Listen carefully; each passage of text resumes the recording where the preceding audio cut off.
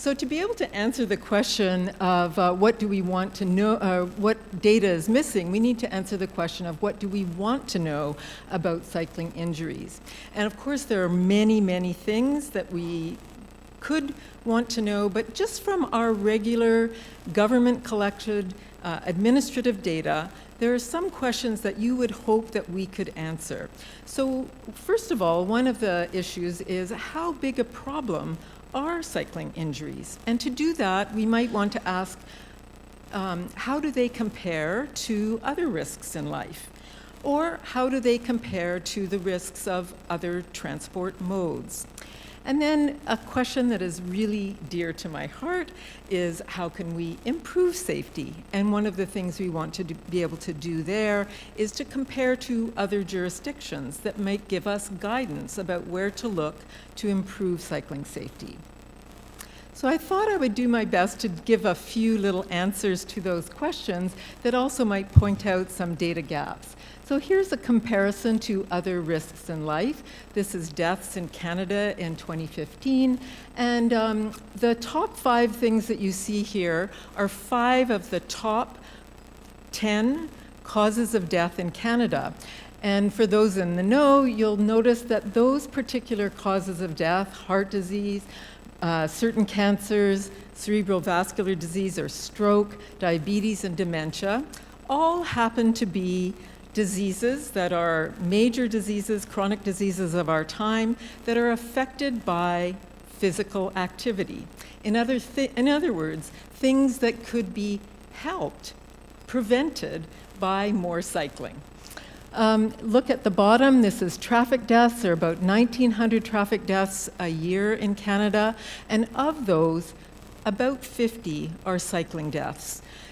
So cycling deaths are a small proportion, but of course we also know that cycling is a small proportion of overall transportation. So we need to know something about exposure.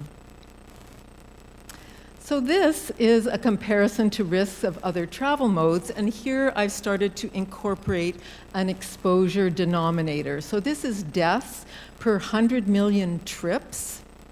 And it's looking at data from British Columbia in red and from the United States as a whole in gray. I want to point out that the scale here is a log scale to be able to incorporate very different death rates for these different modes of travel. And I first of all want to point out at the top is transit or bus travel, very low risk of death, 0.4 per 100 million trips. At the other end, at the bottom, motorcycling, 1,000 times higher risk of death. So that shows you the incredible range of death rates for transport modes. In between, driving, walking, and cycling are actually quite similar to each other when you compare to those two extremes. Walking and cycling, slightly higher rates of death, but not so much when you consider the full range. Now, the other thing I want you to notice is the data gaps. You'll notice that for British Columbia, I haven't provided data on either the transit or the motorcycling because we're missing either numerator or denominator data. The other thing you'll notice is, why am I comparing British Columbia instead of Canada to the United States? And that's because for Canada as a whole, we don't have denominator data. The last thing I'm going to show you here is fatality rate comparison across jurisdictions. So this is data with a different denominator, deaths per 100 million kilometers traveled, and this is just for bicycling. And this shows 5 different countries, and you can see very clearly that the Netherlands has the lowest risk of death per distance traveled compared to all these countries, and especially compared to the United States, 5 times lower risk of death compared to the United States. And what do they do differently? Well, one thing they do is all the things that Melissa showed us so beautifully in the previous presentation.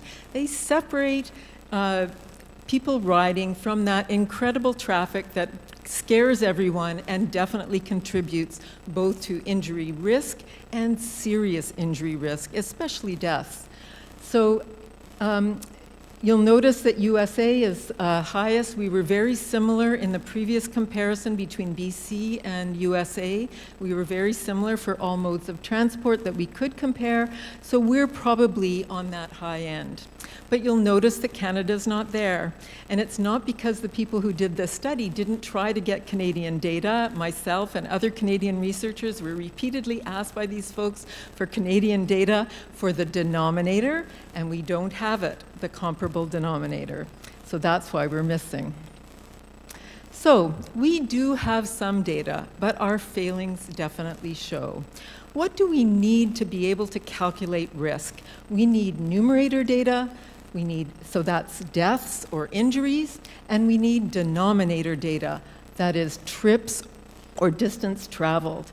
And to be able to compare across jurisdictions or across modes, we need to be able to have the same data sources for all modes or all jurisdictions.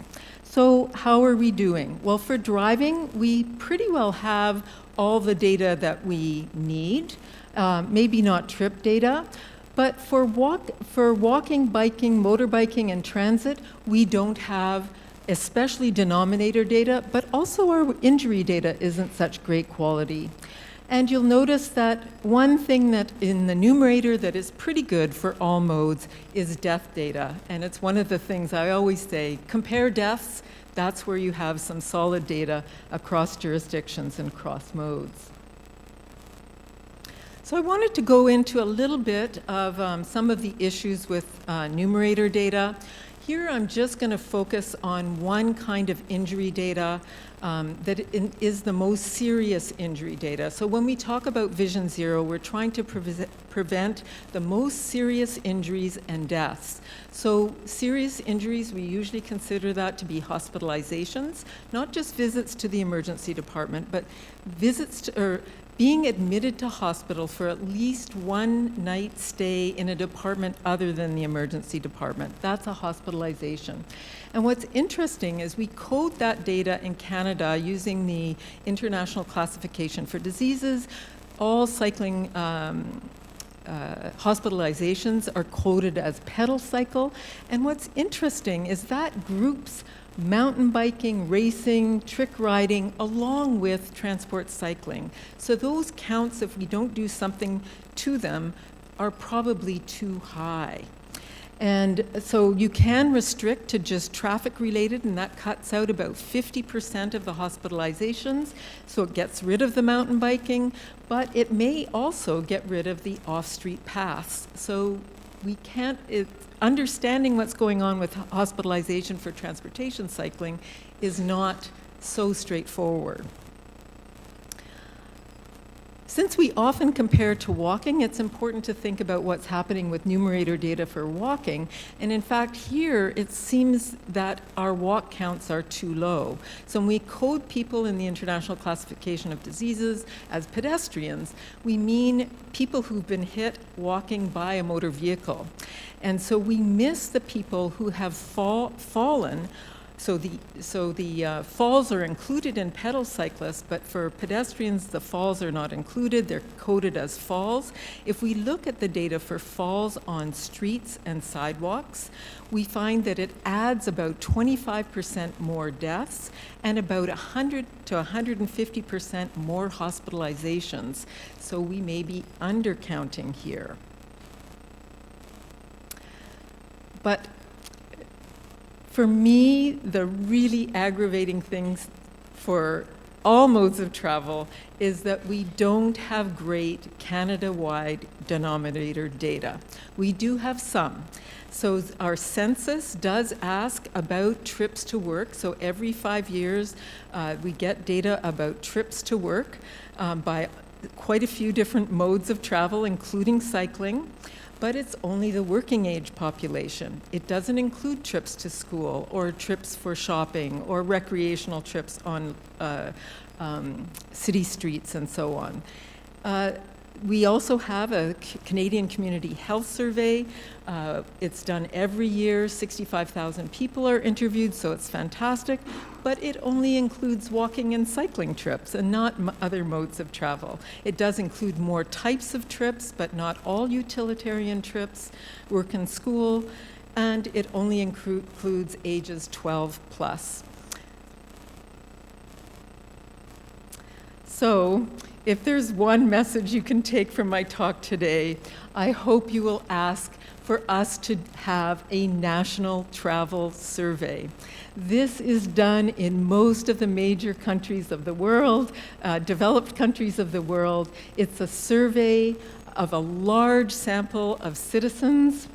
They ask people to do a diary, usually for a week, of every single trip they take. It's all age groups. It asks for information that allows trips to be counted and usually for distance traveled to be calculated at least. And it includes not only the dominant mode of a trip, but also multimodal trips. So if you bike and take transit or walk and take transit, those are included. So yeah, this is my pet request. And if not by nationally, at least provincially. So provincial and national government folks, people, hope you're listening. So I hope that we'll all be voices for data that will help us improve safety for cycling.